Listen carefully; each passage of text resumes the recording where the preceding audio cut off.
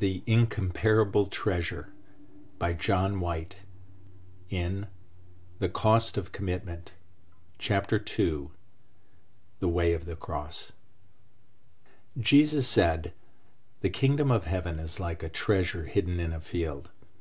When a man found it, he hid it again, and then in his joy he went and sold all he had and bought that field." Again, the kingdom of heaven is like a merchant looking for fine pearls. When he found one of great value, he went away and sold everything he had and bought it. Matthew chapter 13, verses 44 through 46. No details are given in this story except for the man's emotional state. He has discovered treasure buried in a field. How did he find it? Was he employed by the owner of the field? We do not know. We know only three things.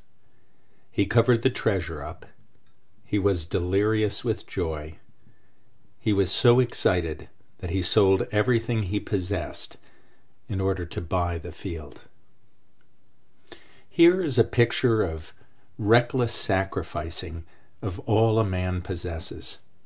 Yet it is clearly not so much a picture of renunciation as it is of re-evaluation.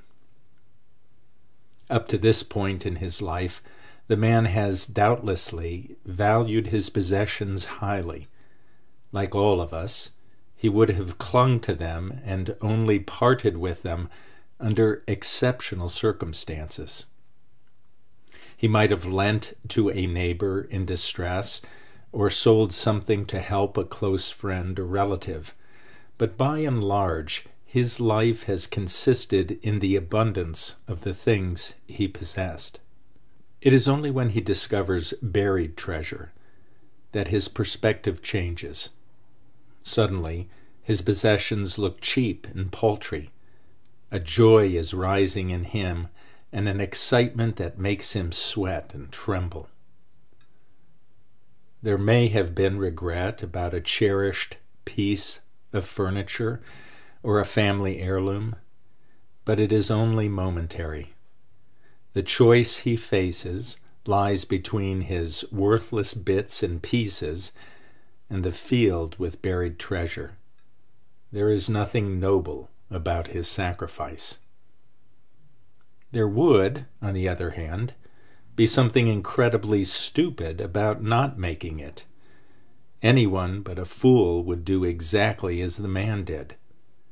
Everyone will envy him for his good fortune and commend him not on his spiritual character, but on his common sense. What I have called his miserable bits and pieces are the things of this life to which we naturally cling: money, property, cars, prestige, or a good job. Jesus is not telling us that we must sacrifice all our possessions to inherit heavenly treasure, only that if we were to grasp what glories he has for us, we would realize how silly we are to cling to such rubbish. But we must be honest with ourselves. How important to us are possessions and ambitions? How real are heavenly treasures? John Bunyan's Pilgrim's Progress has in it what for me is an unforgettable picture. In one chapter, the hero, Christian, visits the house of the interpreter. One of the pictures he sees there portrays a man with a muck-rake, groveling in filth in the hope of what pickings he may find there. Christ offers him a crown, but he is so absorbed in what he is doing that he fails to see the crown above his head. We are like that man, so absorbed with straws and rags that we fail to see the glorious crown extended to us. There is a magnificent insanity about the parable in Matthew 13:45. It has to do with a pearl freak, a merchant whose hobby was pearls. Evidently, one day he came across a pearl to end all pearls. Imagine him with staring eyes, quickly taking in his breath, licking his dry lips, then anxiously inquiring about price, haggling and pondering the tremendous cost of the pearl. You can also imagine him returning home and looking over the rest of his pearl collection. With shaking hands, he would pick them up one by one and drop them into a soft leather pouch. Not only pearls, but house, slaves, and everything would go, so that the one pearl might become his. And then, bereft of everything but a big pearl, what would the fool do? You can't eat pearls. In my mind is a picture of the crazy guy sitting in a miserable hovel, his glowing eyes feasting on his pearl, and his fingers gently caressing it. Crazy? Perhaps he is the one sane person among us. It all depends on whether the pearl was worth it. We see at once that treasure in heaven would be worth it. Why then are we so quick to opt for earthly treasure and so slow to be interested in the heavenly? Perhaps it is because we do not believe in heavenly realities. They represent a celestial cliché in our minds, but no more. Only true faith will make us step along the way of the cross. And if we are to step lightheartedly, there will have to be the kind of faith which has become profound conviction that the joys are real and tangible. The next life is very important, and Jesus really is preparing a place on high. The way of the cross is a magnificent obsession with a heavenly pearl, beside which everything else in life has no value. If it were a case of buying it, we would gladly sell all we had to do so. But we cannot buy heavenly treasure. It is not for sale. The point of the parable is that having caught a glimpse of the pearl, we count all else of no value and pursue the treasure. Again and again in my life, I have had to face choices. At one stage in my life, it was English literature or Jesus. Though I was a medical student, I had a passion for literature. I even tried to collect first editions of Victorian novelists. I read late into the night, so late that I would be no use the next day. Good literature was an escape for me. I was not reading it as it should be read, but drugging my mind in soporific clouds of words. But God had to show me something of his own treasures, and my heart craved them. In some dim way, I perceived that my weakness for fiction interfered with my capacity to experience the joys of Christ.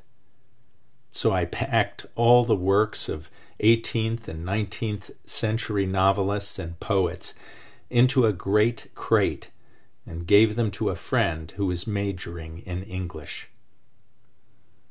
I was left with a sense of relief and gratitude. I have never questioned the sanity of that decision. Today, books are crammed untidily on all my bookshelves and litter every room in my house. They no longer hinder me as they once did. I suppose the choice I made was a sacrifice, yet I saw it more in terms of what I longed for more, my pearl. The choices facing us may be comparatively trivial or great. The same principle holds. Once when I was on a well-earned winter holiday, an idea gripped me as I lay sunning on the beach. I had paper and pen with me, so I rolled over and began to write. A breeze was fluttering and tearing the loose pages I held down on the sand. The sun's caressing warmth turned into a head-aching glare. My position was uncomfortable. It would be much more sensible to go to my hotel room if I wanted to write. But I wanted a suntan to prove I had been on winter holiday. I could not have it both ways. It was writing or tan. I chose writing. My choice was not virtuous. It was simply a matter of what I wanted more. There were no oughts about it, though my choice may say something about my values. That choice and similar choices have left me thankful because they have begun to set me free. For to be free means to be released from being torn in two directions at once. It means to have one passion only, one pearl of great price, rather than a half a dozen conflicting passions. Let me quote to you a letter written by an American communist in Mexico City, a letter breaking his engagement with his fiancée. We communists suffer many casualties. We are those whom they shoot, hang, lynch, tar, and feather, imprison, slander, fire from our jobs, and whose lives people make miserable in every possible way. Some of us are killed and imprisoned. We live in poverty. From what we earn, we turn over to the party every cent, which we do not absolutely need to live. We communists have neither time nor money to go to movies very often, nor for concerts, nor for beautiful homes and new cars. They call us fanatics. We are fanatics. Our lives are dominated by one supreme factor, the struggle for world communism. We communists have a philosophy of life that money could not buy. We have a cause to fight for, a specific goal in life. We lose our insignificant identities in the great river of humanity, and if our personal lives seem hard, or if our egos seem bruised through subordination to the party, we are amply rewarded, in the thought that all of us, even though it be in a very small way, are contributing something new and better for humanity. There is one thing about which I am completely in earnest: the communist cause. It is my life, my business, my religion, my hobby, my sweetheart, my wife, my mistress, my meat and drink. I work at it by day and dream of it by night. Its control over me grows greater with the passage of time. Therefore, I cannot have a friend, a lover, or even a conversation without relating them to this power that animates and controls my life. I measure people, books, ideas, and deeds according to the way they affect the communist cause and by their attitude to it. I have already been in jail for my ideas, and if need be, I am ready to face death. If the letter fails to stir you, you may already have begun to die. Like a traveler lost in a blizzard, unaware your body freezes in a snowbank, you are drifting to sleep. But if your heart beats more quickly, be glad. You have hope of a more bracing life than the one most of us live. For Christ did not call you to suburbia and a mortgage, but to a gallows and a crown of glory. The unknown communist in Mexico City startles us into seeing how trivial our lives are. We may not share his opinions. We may even be appalled at the abandon with which he hurls all that is dear to him into the crushing presses of a political machine. Yet we are glad to see a man who is willing to commit his all and even to die for what he believes in, however wrong he may be. In reading the letter, you may also feel that he has been set free. Having broken from the possessions that clutter our own lives, he is consumed by a passion that despises both prudence and pleasure. For the time, at least, lusts that plague the rest of us seem to hold no attraction for him. Yet it is not the sternness of his renunciation that comes through, so much as an exhilarating sense of freedom. His freedom has nothing to do with his political ideology.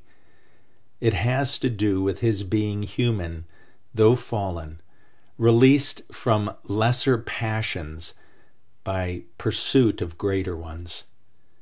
It is a freedom that may have awakened an echo in your own heart as you read his letter. For you were not created, much less redeemed, to sell your birthright as Isaac did for a mess of pottage. You have been called to a still more radical commitment than his, and to gamble your life on higher stakes.